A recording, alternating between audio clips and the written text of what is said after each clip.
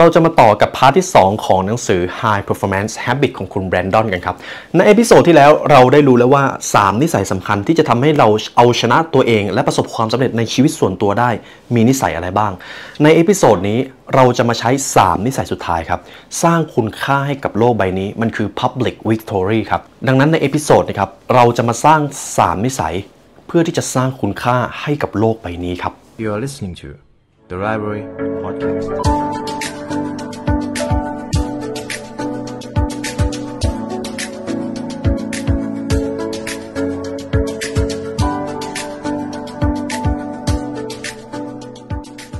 เรามาต่อกันกับหนังสือ High Performance Habit ครับในพาร์ทที่แล้วผมได้พูดไปแล้วว่านิสัยของคนที่ประสบความสำเร็จ3ส่วนแรกจะเป็นความสำเร็จส่วนตัวก็ว่าได้ครับในพาร์ทที่2ผมจะมาพูดถึงความสำเร็จที่สร้างคุณค่ากับโลกใบนี้หรือสร้างคุณค่าให้กับผู้อื่นได้การที่เราจะประสบความสำเร็จในชีวิตเราทำทุกอย่างเพื่อตัวเองไม่ได้ครับคุณผู้ฟังหากให้ผมยก Key Takeaway ที่คุณแบรนดอนได้กล่าวไว้ในหนังสือก็คือเราทุกคนมีภารกิจบางอย่างที่เกิดมาแล้วก็จะต้องทำให้สำเร็จซึ่งภารกิจเหล่านั้นมักจะต้องสร้างคุณค่าให้กับบางสิ่งบางอย่างครับแต่ก่อนที่เราจะสร้างคุณค่าให้กับผู้อื่นได้เราก็ต้องทำให้ตัวเราเองเนี่ยแหละมีคุณค่าก่อนซึ่งก่อนที่เราจะไปนำคนอื่นได้เราก็ต้องมีความเป็นผู้นำในตัวเองก่อนซึ่งหากคุณผู้ฟังได้ทำแบบฝึกหัดแล้วก็ได้เรียนรู้จากพอดแคสต์ก่อนหน้านี้ไปแล้วในพาร์ทที่2เรามาเริ่มต้นเรียนรู้สร้างคุณค่าให้กับโลกใบนี้กันครับในพาร์ทที่1ที่ผมจะพูดถึงก็คืออุปนิสัยทางสังคมในส่วนแรกครับแน่นอนผมจะแบ่งเป็น3นิสัยที่เป็น3นิสัยส่วนสุดท้ายแล้วอย่างแรกที่เขาพูดถึงก็คือจงเพิ่มผลสำฤทธิ์ในสิ่งที่ทำจงสร้างผลงานที่สำคัญนั่นเองครับการสร้างผลสำฤทธิ์หากให้ผมพูดง่ายๆก็คือการสร้างผลงานที่มันยิ่งใหญ่ที่สุดเท่าที่ตัวคุณจะทำได้มันเกิดจากพรสวรรค์ของคุณมันเกิดจากแพชชั่นของคุณแล้วคุณก็ได้สร้างมันขึ้นมาเป็นผลงานที่สร้างคุณค่าให้กับโลกใบนี้ก็ว่าได้ครับนี่แหละครับคือสิ่งที่ทำให้เรามีความหมายทุกท่านลองคิดดูว่าถ้าในชีวิตของเราไม่มีงานให้ทำเลยทุกวันนี้หากคุณผู้ฟังใช้ชีวิตแบบไม่มีงานให้ทำใช้ชีวิตเป็นวันๆคุณคิดว่าคุณจะมีความสุขไหมครับมันสบายก็จริงครับมันไม่ต้องไปเจอความท้าทายอะไรแต่คุณจะเจอกับความเบื่อและคุณก็จะไม่มีความสุขเลยดังนั้นพื้นฐานของการมีผลสำฤทธิ์มากขึ้นคือการตั้งเป้าหมายและรักษาพลังงานและการโฟกัสไว้ให้ได้ถ้าท่านไม่มีเป้าหมายถ้าท่านไม่มีจุดสนใจไม่มีพลังงานท่านก็ไม่มีโอกาสที่จะประสบความสำเร็จได้เลยดังนั้นสิ่งที่สำคัญที่สุดในการที่จะสร้างผลงานที่มีความหมายก็คือคุณต้องโฟกัสจนอยู่ในสภาวะโฟลว์ในการทำงานนั้นให้ได้ครับผมว่านี่คือสิ่งที่สำคัญที่สุดแล้วในการที่จะสร้างผลงานที่ดีที่สุดเท่าที่เราจะทำได้มันคือการโฟลว์ครับถ้าคุณผู้ฟังมีโอกาสได้ฟังปรัชญาที่ผมเคยทำก็คือโฟลว์นี่คือสิ่งที่ทำให้ผลงานของมนุษยชาติมีความหมายมากที่สุดเกิดจากการที่คนคนนั้นพาตัวเองเข้าไปอยู่ในช่วง flow state แล้วก็สร้างผลงานที่เป็นเอกลักษณ์ของตัวเองถ้าคุณจะสร้างผลสำฤทธิ์หรืองานที่มีความหมายคุณต้องจดจ่อความสนใจให้ได้ครับซึ่งในยุคนี้เป็นอะไรที่ท้าทายมากเพราะว่าอย่างที่1เรามีข้อมูลเยอะมากจนเกินไปเรามีตัว distraction หรือสิ่งรบกวนมหาศาลและการขัดจังหวะนี่คือสิ่งที่เราเจอแล้วมันทำให้เราไม่สามารถโฟกัสกับงานที่ทำได้ซึ่งมันไม่ดีครับหากเป็นงานที่สำคัญคุณจะต้องจัดเวลาและใช้พลังงานโฟกัสกับงานนั้นแค่งานเดียวการมีข้อมูลเป็นสิ่งที่ดีครับแต่การมีข้อมูลเยอะเกินไปมันจะทำให้คุณเจอ paradox of choice ครับคุณจะวิเคราะห์จนเป็นอัมพาตเราเป็นอัมพาตจากข้อมูลที่มากเกินไปและการใช้เวลานานเกินไปในการรวบรวมและวิเคราะห์ข้อมูลประมาณว่าคิดเยอะเกินไปจนไม่ได้ลงมือทำสักทีพอจะลงมือทำก็เจอข้อมูลใหม่เจอตัว distraction ใหม่เจอการขัดจังหวะใหม่คุณก็เลยไม่ได้สร้างผลงานสักทีนี่แหละครับคุณผู้ฟังคุณแบรนดอนเขาบอกว่ามันเป็นเหตุผลว่าทำไมคุณไม่ควรเช็คอีเมลเป็นสิ่งแรกในตอนเช้าถ้าคุณไม่ได้ถูกจ้างมาให้ทำแบบนั้นการเช็คอีเมลมันเป็นการทำงานที่เป็นผิวเผินครับคุณจึงไม่ควรทำสิ่งนั้นเป็นสิ่งแรกการไหลบ่าอย่างรุนแรงข้อมูลของอีเมลทำให้เกิดความท่วมท้นแล้วคุณก็จะรู้สึกว่าคุณไม่ได้โฟกัสอะไรเลยเพราะว่าการเปลี่ยนความสนใจจากที่หนึ่งไปอีกที่หนึ่งมันใช้พลังงานครับดังนั้นในส่วนแรกที่ผมอยากให้คุณผู้ฟังโฟกัสในการสร้างผลงานที่มีความหมายก็คือถ้าหากยังจำหนังสือ At Your Best ได้ผมว่านี่เป็นโซลูชันหรือวิธีการที่ดีที่สุดแล้วกำหนดมาให้ได้ว่าใน1วันช่วงเวลาไหนเป็นช่วงเวลาที่คุณสมองปลอดโปร่งหรือเป็นช่วงพรามไทม์มากที่สุดอันนั้นจะเป็นโซนสีเขียวครับ เอางานที่สำคัญที่สุดที่คุณคิดว่านี่แหละมันคือแพชชั่นของคุณมันคือสิ่งที่คุณทำได้ดีและมันสามารถเลี้ยงตัวคุณได้ด้วยเอาไปทำในโซนสีเขียวแล้วอย่าให้สิ่งอื่นๆที่มันไม่สำคัญเข้ามารบกวนเด็ดขาดหากให้ผมพูดแบบกำปั้นทุบดินเลยก็คือปิดโทรศัพท์ครับแล้วก็ทำงานนั้นไปเลย3 หรือ 4 ชั่วโมงก็ว่ากันไปครับนี่แหละครับคือสิ่งที่สำคัญข้อเท็จจริงเหล่านี้ทำให้คุณมีวินัยในการตั้งเป้าหมายที่ท้าทายและรักษาพลังงานไว้ได้มันอาจจะไม่ใช่งานที่ง่ายครับถ้าคุณไม่เคยฝึกเลยสิ่งเหล่านี้เป็นเรื่องที่ต้องฝึกครับเราต้องมีระเบียบวินัยในการใช้ชีวิตในส่วนแรกของการสร้างผลสำเร็จหรือการสร้างผลงานที่มีความหมายเรารู้แล้วว่าเราต้องรู้ว่าอะไรคือสิ่งที่สำคัญที่สุดที่เราจะทำใน1 วันและช่วงเวลาไหนเป็นช่วงเวลาที่เรามีพลังงานมากที่สุดอันนี้คุณผู้ฟังรู้แล้วว่าจะจัดการเวลาอย่างไรส่วนการจัดการภาพรวมในชีวิตอันนี้ผมก็จะพูดถึงเรื่องของ work life balance ครับเหตุผลที่คุณแบรนดอนเขาได้เน้นย้ำเรื่องนี้ก็คือมีหลายคนใช้ความยุ่งเพื่อที่จะทำให้ตัวเองรู้สึกว่าเรายังมีอะไรให้ทำอยู่เราไม่ได้ปล่อยให้ตัวเองว่างเราไม่ได้ผ่อนคลายทั้งที่ความจริงๆแล้วการทำให้ตัวเองรู้สึกว่าตัวเองยุ่งเนี่ยมันคือวิธีที่ไม่ควรทำครับเพราะอะไรเพราะว่าหนึ่งในวิธีธรรมดาสามัญที่สุดในการหลอกลวงตัวเองของคนรุ่นใหม่ก็คือการทำตัวให้ยุ่งตลอดเวลาครับเรามาวิเคราะห์ตรงนี้กันเพิ่มเดี๋ยวผมจะอธิบายให้คุณผู้ฟังหนึ่งในปัจจัยที่ทำให้เรารู้สึกว่ายุ่งมากที่สุดก็คือเราไม่ได้จดจ่อกับช่วงเวลาที่เราอยู่ตรงนั้นสมมุติว่าผมกำลังทำงานอยู่แต่ในหัวเนี่ยผมกำลังคิดเรื่องอื่นโทรศัพท์ผมอาจจะดังอยู่ตลอดเวลามีคนเข้ามาขัดจังหวะผมเลยไม่ได้โฟกัสกับช่วงเวลานั้นผมก็จะรู้สึกว่าตัวผมไม่ได้อยู่ตรงนั้นเลยนี่คือความสำคัญครับเราจะมีปัญหาหลายคนรู้สึกว่าตัวเองไม่มีความสมดุลในการจัดการชีวิตแต่ตามจริงแล้วส่วนใหญ่เราทุกคนมีความสมดุลอยู่แล้วเพราะเราใช้เวลาส่วนใหญ่ 30% กับการทำงาน 30% ในการนอนและ 30% ในการทำเรื่องอื่นๆครับเช่นอยู่กับครอบครัวทำงานอดิเรกดูแลสุขภาพจัดการความต้องการพื้นฐานในชีวิตเรามีเวลาว่างมหาศาลครับเรามีเวลาให้ครอบครัวมากกว่าที่ตัวเราคิดแต่มันเป็นเพราะว่าเราไม่ได้ใส่ใจเรื่องเวลาครับพวกเขาจึงไม่ได้เพลิดเพลินกับเวลาเหล่านั้นมากพอคุณผู้ฟังเชื่อไหมครับว่าคุณแบรนดอนเนี่ยเขาเอาสถิติของคนอเมริกันมาคนอเมริกันครับดูโทรทัศน์เนี่ยเฉลี่ย 4-5 ชั่วโมงต่อวันแต่มันแปลกก็คือแต่คนส่วนใหญ่ยังบอกว่าพวกเขาไม่มีเวลาและไม่มีความสมดุลในการใช้ชีวิตแต่ทำไมเขามีเวลาดูซีรีส์ตั้ง 4-5 ชั่วโมงใน1 วันครับคุณผู้ฟังว่ามันแปลกไหมครับปัญหาจริงๆมันคืออะไรหากให้ผมใช้คำตอบที่ง่ายที่สุดก็คือเราไม่ได้จัดลำดับความสำคัญในสิ่งที่เราจะทำครับเราไม่รู้ด้วยซ้ำว่า1 วันเราจะทำอะไรถ้าเราไม่ได้เขียนว่า1 วันเรามี to do list อะไรบ้างเราจะปล่อยให้ตัวเองไหลไปกับความเร่งด่วนครับเช่นอะไร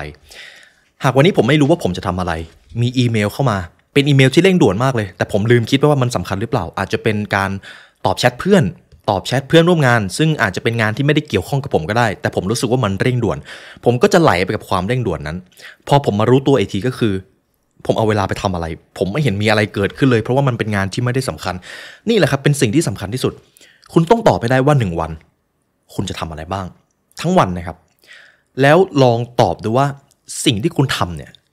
สำคัญหรือเปล่าหรือคุณทำเพราะว่ามันแค่เร่งด่วนบางทีเราอาจจะรู้สึกว่าวันนี้จะต้องดูซีรีส์ตอนใหม่ให้ได้เพราะว่าเรารู้สึกเร่งด่วนแต่ถามว่าจริงๆแล้วมันสำคัญกับการก้าวหน้าของชีวิตไหมครับอาจจะไม่การดูซีรีส์ไม่ใช่เรื่องผิดครับแต่ถ้าคุณใช้เวลา 4-5 ชั่วโมงในการดู1 วันเนี่ยผมว่าอันนี้อาจจะเยอะไปถ้าคุณผู้ฟังยังจำกราฟ Eisenhower Matrix ได้ผมอยากให้ลองเรียนรู้เรื่องนี้เพราะว่าจริงๆในชีวิตเราก็มีอยู่4 โซนเท่านั้นแหละครับสิ่งที่สำคัญและเร่งด่วนพยายามรีบทำให้เสร็จกับโซนที่2สิ่งที่สำคัญและไม่เร่งด่วนพยายามทำให้ตัวเองอยู่ในช่องนี้ให้บ่อยที่สุดกับโซนที่3สิ่งที่ไม่สำคัญแต่เร่งด่วนพยายามทำให้น้อยลงครับกับส่วนที่4ไม่สำคัญและไม่เร่งด่วนอันนี้ไม่ต้องทำได้ยิ่งดีครับอันนี้ลองตีกราฟออกมา4 ช่องครับแล้วก็ลองเอากิจวัตรที่ท่านเคยเขียนไว้ในสมุดเอามาดูว่ามันอยู่โซนไหนถ้าในชีวิตนี้คุณมีสิ่งที่ทั้งสำคัญและเร่งด่วนเยอะเกินไปมันเป็นสัญญาณที่ดีครับที่บอกว่าคุณบริหารเวลาได้ไม่มีประสิทธิภาพมากพอไม่เป็นไรครับเรื่องพวกนี้มันต้องฝึกครับมันฝึกกันได้เอาล่ะครับในส่วนแรกผมได้พูดถึงการสร้างงานที่มีคุณค่าการใช้เวลา1 วันให้มีผลสำฤทธิ์สูงที่สุดอันนี้ก็จะมีผลต่อคนอื่นแหละเพราะการทำงานคุณจะต้องสร้างผลงานที่มีความหมายและถ้าคุณสร้างผลงานที่ยอดเยี่ยมมาได้การงานคุณก็จะดีขึ้นคุณจะเริ่มไม่ได้ทำงานเพื่อเงินแหละ คุณจะเริ่มทำงานเพื่อสร้างคุณค่าให้กับบางสิ่งบางอย่างครับคุณผู้ฟังผมจะพามาที่พาร์ทที่2นิสัยที่5ของหนังสือเล่มนี้สร้างอิทธิพลครับในการที่เราจะมีชีวิตที่เป็น the greatest version ของตัวเองคุณต้องมีความเป็นผู้นำการมีความเป็นผู้นำหมายถึงการมีอิทธิพลกับผู้อื่นไม่ใช่ไตเติลไม่ใช่ชื่อตำแหน่งในบริษัทแต่เป็นเรื่องของอิทธิพลครับจอห์นซีแม็กซ์เวลล์ท่านได้กล่าวไว้แบบนี้อันนี้ผมอยากให้คุณผู้ฟังลองคิดกับตัวเองเล่นๆคุณมีอิทธิพลกับผู้อื่นมากขนาดไหนในที่ทำงานคุณสามารถเป็นแรงบันดาลใจให้กับคนอื่นหรือไม่หรือคุณแค่ทำงานแบบตัวใครตัวมัน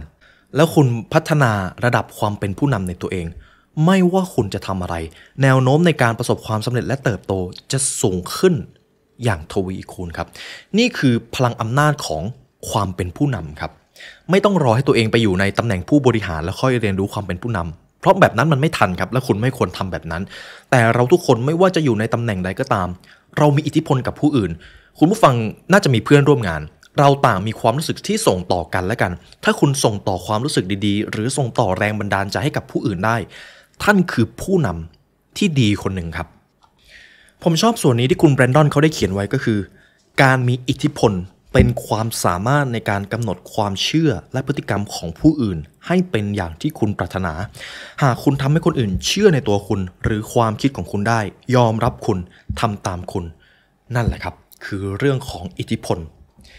ผมจะมาเน้นย้ำคำว่าอิทธิพลก่อนคือผมต้องบอกว่าตัวผมเองก็เคยมองคำว่าอิทธิพลเนี่ยไปในทางลบแต่พอเรียนรู้เรื่องความเป็นผู้นำมากขึ้นเรื่อยๆคำว่าอิทธิพลมันไม่ใช่คำในทางลบครับมันคือคำในทางบวกด้วยซ้ำการมีอิทธิพลหมายถึงการมีความรู้สึกที่สามารถส่งต่อกับผู้อื่นได้เราจะใช้คำนี้ไปในทางบวกหรือทางลบก็ได้แต่นี่แหละครับเรื่องของผู้นำมันคือเรื่องของอิทธิพลไม่มีอะไรมากไปกว่านี้ผมชอบส่วนนี้ครับอิทธิพลเป็นทั้งการให้และการรับเป็นทั้งการเห็นแก่ตัวและการเห็นแก่ผู้อื่นแต่เมื่อยิ่งคุณเพิ่มอิทธิพลมากขึ้นเรื่อยๆนักวิจัยก็เข้าใจว่าคุณสามารถควบคุมการรับรู้ของคนอื่นที่มีต่อตัวท่านได้ท้ายที่สุด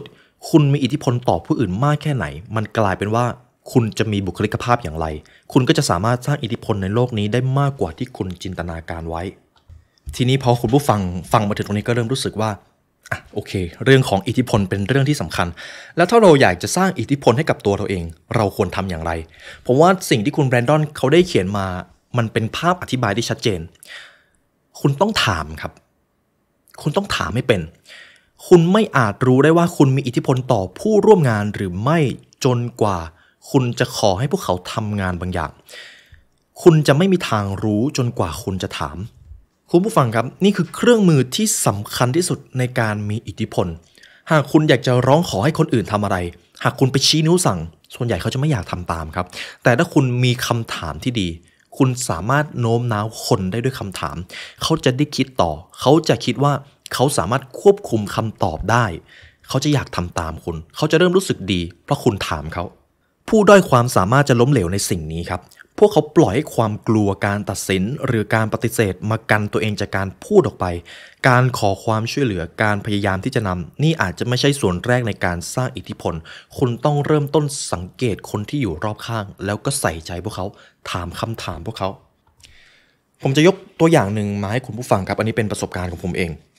ในตอนที่ประชุมทีมงานผมจะเป็นคนที่ไม่ค่อยมีคำตอบผมมักจะส่งคำถามเสมอมันทำให้ผมเห็นความแตกต่างผมเคยอยู่ในสภาพแวดล้อมขององค์กรที่ผู้นำเนี่ยจะมีคำตอบตลอดเวลาเลยตัวผมเองไม่เคยได้ตอบอะไรเลยตอนที่ผมเป็นลูกน้องแต่พอผมมาสร้างองค์กรใหม่ของตัวเองผมรู้แล้วว่าถ้าผมมีคำถามที่สร้างสรรค์ให้กับคนที่ทำงานให้องค์กรเขาจะรู้สึกว่าเขาเป็นส่วนหนึ่งขององค์กรไอเดียที่สร้างสรรค์มักจะมาจากคนที่ทำงานจริงๆผู้นำมีหน้าที่ยิงคำถามสร้างคำถามที่สร้างสรรค์ชี้แนะแนวทางที่เหมาะสมในการดำเนินองค์กรซึ่งผมบอกได้ว่าทักษะการถามมีประสิทธิภาพมากกว่าการหาคำตอบเองด้วยครับซึ่งหลักการนี้ไม่จำเป็นต้องใช้แค่การทำงานนะครับมันใช้ได้กับทุกเรื่องเลยมันใช้ได้ผลกับความสัมพันธ์ในชีวิตสไตล์การเป็นพ่อแม่ของคุณการมีส่วนร่วมกับคนในชุมชนการถามหากคุณอยากมีอิทธิพลมากขึ้นจำไว้ว่าต้องสังเกตถามและถามบ่อยๆครับในส่วนที่1คือการถามนะครับในการสร้างอิทธิพลในส่วนที่2ในการสร้างความเป็นผู้นำก็คือจงเป็น giver ครับ จงเป็นผู้ให้เมื่อถามแล้วอย่าลืมที่จะให้ไม่ว่าจะเป็นงานสาขาใดก็ตามการให้แก่ผู้อื่นโดยไม่หวังผลตอบแทนจะเพิ่มความสำเร็จโดยรวมในชีวิตของท่านหากคุณผู้ฟังยังจำหนังสือ Give and Take ของคุณอดัม แกรนต์ได้เราจะเข้าใจกันดีว่าท้ายที่สุดแล้วผู้ให้มักจะได้อะไรตอบแทนกลับมาเสมอต่อให้เขาจะคาดหวังหรือไม่ก็ตาม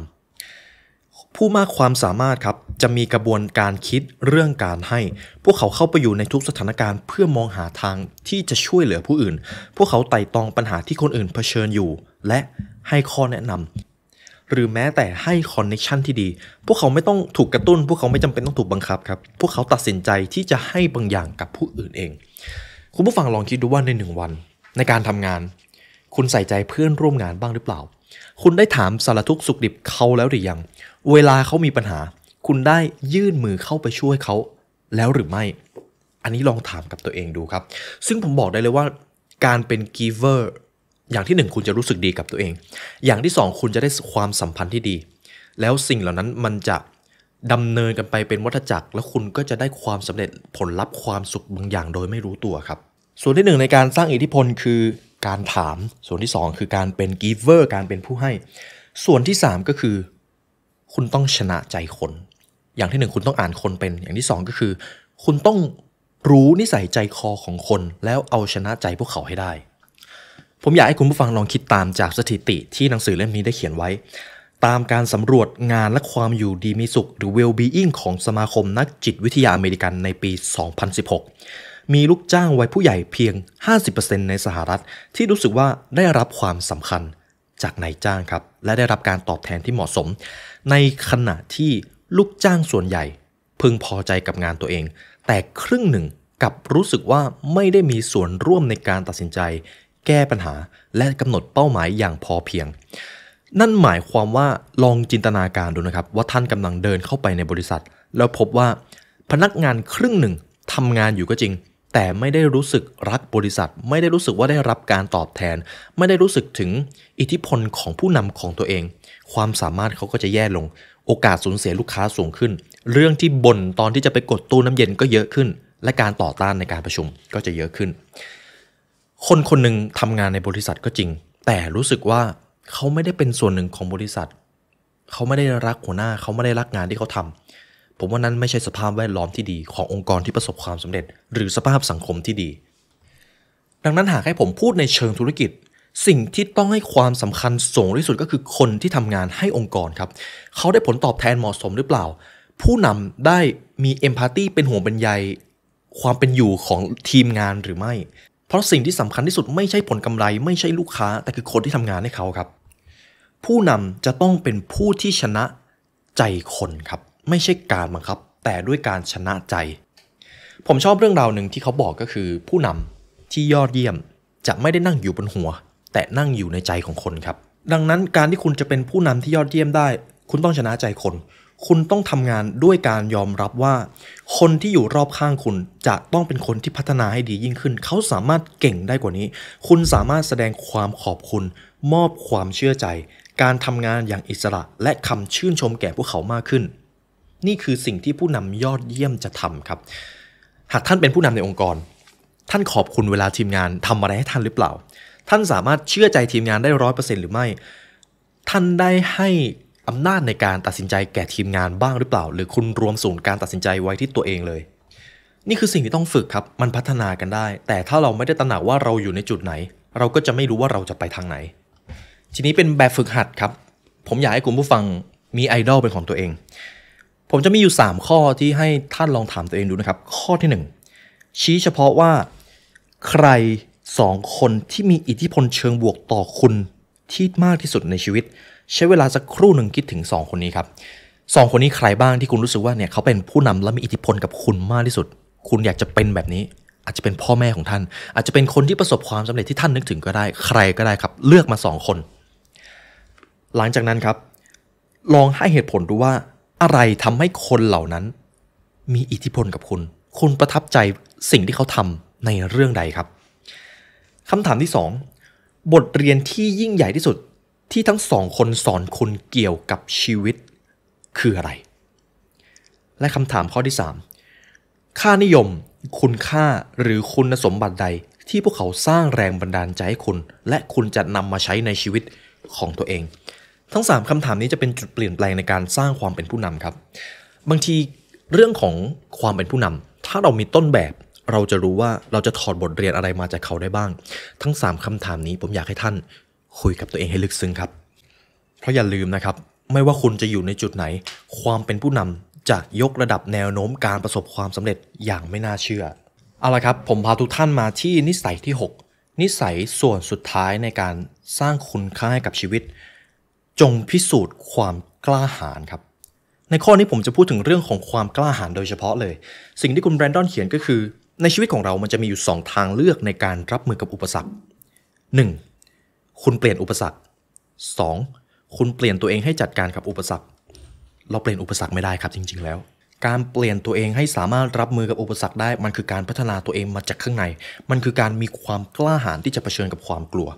พื้นฐานความกล้าหาญครับคุณแบรนดอนเขาได้เขียนว่าความกล้าหาญคือความต้านทานต่อความกลัวมันคือการเป็นนายเหนือความกลัวไม่ใช่ว่าความกลัวหายไปสิ่งหนึ่งที่สามารถทำให้เราอยู่กับที่ได้มากที่สุดคือความกลัวครับไม่ใช่ทุกคนที่จะรับมือกับความกลัวของตัวเองได้ถ้าเราไม่เคยฝึกเลยถ้าเราไม่ได้อยู่กับความกล้าหาญของตัวเองบ้างเลย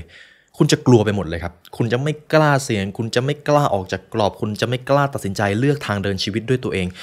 นี่เป็นจุดเริ่มต้นของหายนะในชีวิตก็ว่าได้ครับความกลัวไม่ได้ผิดครับแต่ถ้าเราโฟกัสแต่ความกลัวแล้วไม่ดูความกล้าของตัวเองเลยใครผิดครับตัวเราใช่ไหมครับการที่เรามีความกล้าหาญที่จะต่อสู้กับความกลัวครั้งแรกคุณจะรู้สึกว่ามันอึดอัดมากแต่ถ้าคุณมีชั่วโมงบินคุณทำได้อย่างสม่ำเสมอมากพอความกล้าหาญจะมีพลังเหนือความกลัวแต่เมื่อใดก็ตามครับเมื่อคุณยอมจำนนกับความกลัวเท่านั้นแหละสิ่งต่างๆที่คุณไม่คาดหวังมันจะเกิดขึ้นความกล้าหาญเมื่อมันดับไปแล้วความกลัวจะแพร่กระจายเร็วมากผมจะเล่าประสบการณ์ก็คือตอนที่ผมดำน้ำครับตอนนั้นผมฝึกอยู่ในหน่วยปฏิบัติการพิเศษการดำน้ำเนี่ยเป็นอะไรที่ผมไม่ชอบเลยโดยเฉพาะการดำน้ำ25 เมตรสิ่งที่ผมรู้สึกได้ในการดำน้ำก็คือถ้าเมื่อใดก็ตามที่ผมดำน้ำอยู่แล้วผมไปโฟกัสกับความกลัวผมจะรู้สึกว่าผมอยากขึ้นจากน้ำผมจะแพนิคทันทีเลยสิ่งที่ทำได้จริงๆมีแค่ในระหว่างที่ผมดำน้ำอยู่แน่นอนมันทรมานมันเหนื่อยมันหายใจไม่ออก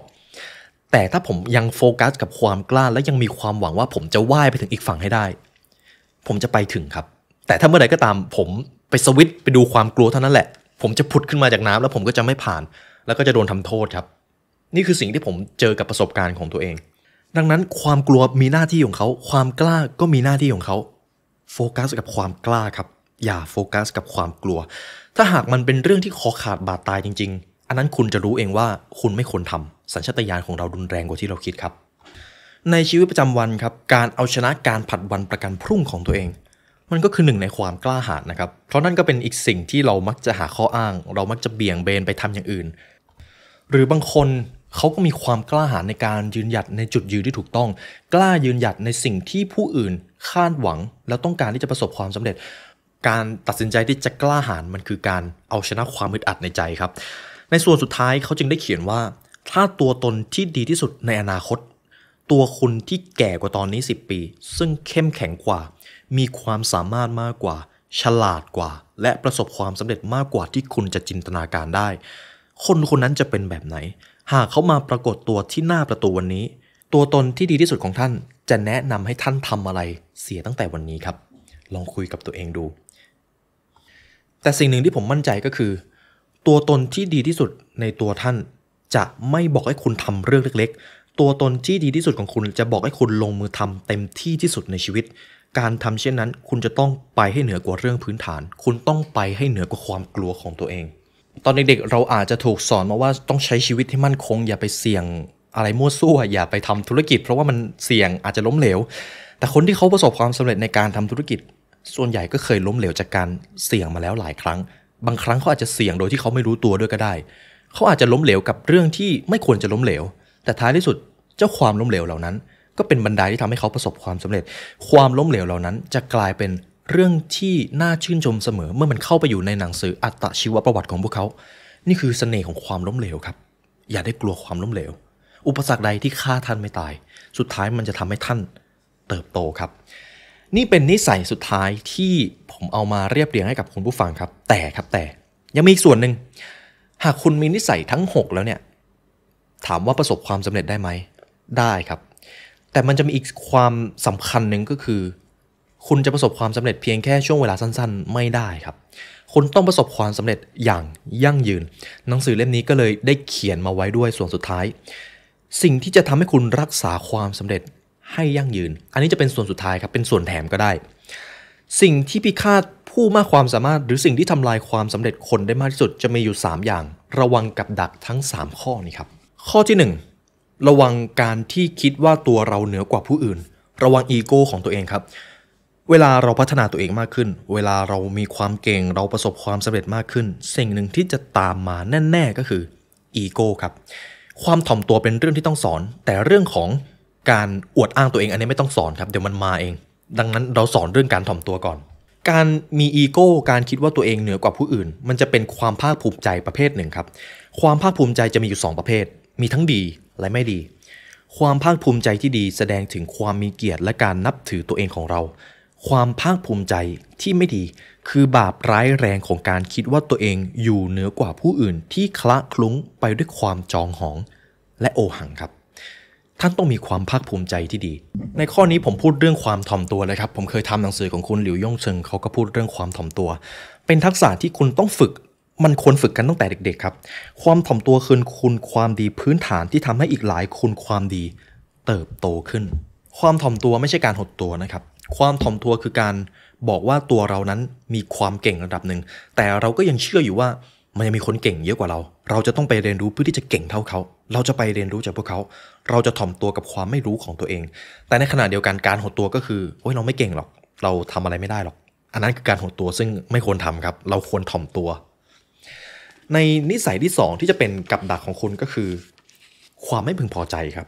ความไม่พึงพอใจคืออะไรจงพอใจกับความสำเร็จแม้ว่าจะเป็นเรื่องเล็กน้อยและคิดว่าผลความสำเร็จนั้นไม่ใช่เรื่องเล็กน้อยจงขอบคุณความสำเร็จเล็กๆน้อยๆของตัวเองก็ว่าได้ครับการที่คุณมีความกล้าหาญที่จะเอาชนะการผัดวันประกันพรุ่งคุณก็ควรขอบคุณตัวเองอาจจะพูดได้ว่ามันเป็น gratitude mindset พอใจในสิ่งที่ตัวเองมีแต่ในขณะเดียวกันก็ยังต่อสู้เพื่อที่จะเป็นคนที่ยอดเยี่ยมมากยิ่งขึ้นสมมตินะครับมีนักดนตรีอยู่ท่านหนึ่งเป็นนักดนตรีที่เก่งมากเลยแต่ไม่เคยรู้สึกพึงพอใจกับผลงานตัวเองบ่นด่าตัวเองอยู่อย่างนั้นพยายามมองว่าตัวเองเนี่ยเป็นคนไม่ได้เรื่องพอถึงจุดหนึ่งเขาจะเป็นนักดนตรีที่ยอดเยี่ยมมากเลยแต่เขาอาจจะต้องแลกมากับอาการซึมเศร้าเพราะเขาไม่เคยพึงพอใจกับชีวิตของตัวเองซึ่งนั่นไม่ใช่สิ่งที่เราอยากจะเจอแน่ๆเราควรขอบคุณสิ่งที่เรามีเราควรขอบคุณตัวเราเองขอบคุณความสำเร็จเล็กๆน้อยๆของตัวเองแต่ในขณะเดียวกันเราก็ไม่หยุดที่จะพัฒนาเพราะนั่นคือภารกิจที่เราได้รับมาตั้งแต่เด็กในส่วนที่3ก็คือการละเลยครับอันนี้จะเป็นอีกนิสัยหนึ่งที่จะทำให้ความสำเร็จของท่านไม่ยั่งยืนถ้าสิ่งต่างๆไม่ได้เป็นไปด้วยดีจงเริ่มทุ่มเทในการแก้ไขด้วยการตรวจตาความช่วยเหลือที่คุณกำลังหยิบยื่นให้การละเลยในที่นี้มันเชื่อมโยงไปได้หลายเรื่องมากครับการละเลยจะค่อยๆคืบคลานเข้ามาหาคุณเมื่อคุณอยู่ในความสบายเมื่อคุณเริ่มประสบความสำเร็จมันจะเป็นกับดักของความรู้สึกเหนือกว่าและความไม่พึงพอใจคุณไม่ควรทำให้ตัวเองเนี่ยละเลยสุขภาพละเลยครอบครัวละเลยความสัมพันธ์เราไม่ควรละเลยสิ่งเหล่านั้นมันเป็นการบาลานซ์มิติอื่นๆของชีวิตคุณต้องทำแบบนี้อยู่ตลอดเวลาครับสมมตินะครับผมมีความฝันผมอยากจะสร้างธุรกิจเปลี่ยนโลกผมอยากจะประสบความสำเร็จในการสร้างธุรกิจที่มีความหมายผมเลยทำงานหามรุ่มหามค่ำนอนวันละ2 ชั่วโมงไม่ออกกำลังกายกินอาหารที่อะไรก็ได้ขอให้มันเร็วๆไว้ก่อนพอถึงวันหนึ่งผมประสบความสำเร็จในธุรกิจมากเลยถ้าสุขภาพผมคือไปเลยครับผมไม่สามารถกู้คืนมาได้ด้วยคุณผู้ฟังจะมองว่าผมเป็นคนที่ประสบความสำเร็จไหมครับตัวผมเองยังมองว่าไม่เลยครับถ้าผมจะต้องแลกมาด้วยสุขภาพที่กู้คืนกลับมาไม่ได้ผมอาจจะไม่ได้มีโอกาสชื่นชมความสำเร็จที่ผมสร้างธุรกิจมาด้วยซ้ำนั่นแหละครับคือความอันตรายของการละเลยส่วนสำคัญของชีวิตหรือแม้แต่เรื่องครอบครัวด้วยก็ตามทั้ง3สิ่งนี้คือสิ่งที่จะทำให้คุณได้เรียนรู้ครับหากคุณมีอีโก้หากคุณละเลยสิ่งสำคัญหากคุณไม่พึงพอใจในชีวิตของตัวเองเลยต่อให้ท่านจะประสบความสำเร็จมันก็จะไม่ยั่งยืนนี่จึงเป็นสิ่งที่สำคัญในส่วนสุดท้ายที่ผมนำมาให้คุณผู้ฟังครับผมจะสรุปหัวข้อที่ผมพูดไปในวันนี้นะครับส่วนที่1ที่ผมพูดถึงก็คือการมีผลสำลิดการมีประสิทธิภาพในงานที่ทำการสร้างผลงานที่มันมีคุณค่าอย่างที่2ความเป็นผู้นำการมีอิทธิพลกับผู้อื่นอย่างที่ การมีความกล้าหาญเหนือความกลัวและส่วนสุดท้ายของวันนี้ก็คือการประสบความสำเร็จอย่างยั่งยืนครับถ้าคุณผู้ฟังมาตั้งแต่ EP แรกของหนังสือเล่มนี้ผมเชื่อว่าทุกท่านได้พัฒนาตัวเองมาอีกระดับหนึ่งแน่นอนคุณอาจจะเริ่มมีแรงบันดาลใจในการใช้ชีวิตที่เป็น the best version มากยิ่งขึ้นบางทีคุณผู้ฟังบางคนอาจจะเริ่มต้นออกกำลังกายจากคลิปแรกแล้วก็ได้ก็ยินดีด้วยนะครับหากใครทำแบบนั้นแต่หนังสือเล่มนี้เป็นอีกเล่มหนึ่งที่ถ้าใครอยากจะพัฒนาตัวเองผมว่าเล่มนี้เล่มหนึ่งก็เปลี่ยนแปลงชีวิตได้ทั้งชีวิตเลยและผมก็สนุกและเป็นเกียรติมากครับที่ได้นำหนังสือของคุณแบรนดอนเบอร์ชาร์ดมาสรุปให้คุณผู้ฟังและถ้าหากคุณผู้ฟังอยากเรียนรู้บทเรียนต่างๆให้ลึกซึ้งและได้มาวิเคราะห์กันคุณผู้ฟังสามารถเข้าไปที่เว็บไซต์ของ The Library แล้วก็เลือกชมพรีเมียมคอนเทนต์ของเราได้ทุกคอนเทนต์ของเราเป็นคอนเทนต์พิเศษในการพัฒนาตัวเองเป็นเนื้อหาเจาะลึกหากคุณผู้ฟังเรียนรู้ในช่อง YouTube ของ The Library และรู้สึกว่าอยากจะไปให้ไกลกว่านี้อีกเรียนเชิญมาที่ Premium Content ครับเพราะการเรียนรู้จะทำให้ท่านเข้าถึงอิสรภาพจากข้อจำกัดของชีวิตแต่ก่อนอื่นครับหากท่านอยากจะเข้าไปเรียนรู้ใน Premium Content ขอให้คุณผู้ฟังใช้คอนเทนต์ที่ผมทำให้ฟรีพัฒนาชีวิตตัวเองให้ได้ก่อนและเมื่อถึงจุดนั้นค่อยเข้ามาเรียน Premium Content ของผมก็ยังไม่สายครับและถ้าหากคุณผู้ฟังอยากเรียนรู้ผ่านการอ่านล่ะคุณผู้ฟังก็สามารถเข้าไปซื้อหนังสือได้จาก The Library Shop ครับหนังสือทุกเล่มในร้านคือหนังสือที่พวกเราคัดเลือกมาให้เพื่อการพัฒนาตัวเองโดยเฉพาะในวันนี้ครับหากท่านฟังมาถึงตรงนี้ก็ขอบคุณและเป็นเกียรติมากจริงๆที่ได้มาเรียนรู้ด้วยกันในวันนี้ได้เวลาสมควรแล้วครับทีมงาน The Library และผมขอลาไปก่อนขอให้วันนี้เป็นวันที่ดีของทุกท่านครับสวัสดีครับ